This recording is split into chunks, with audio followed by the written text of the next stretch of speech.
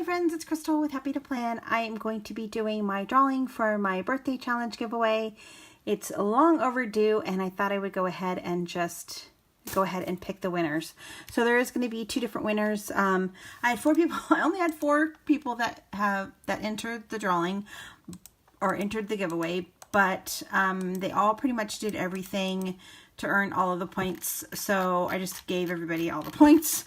So I'm going to go ahead and pick a number. I'm going to pick 2 numbers randomly right now. 88.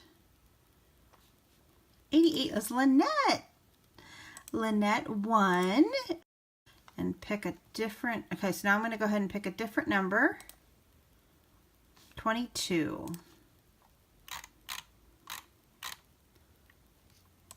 Kim. So Kim and Lynette both won. So thank you all for participating in this giveaway.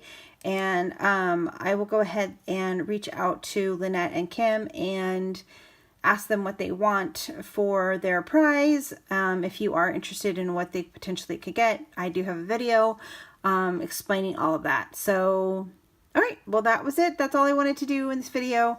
I'll see you again real soon. Bye for now.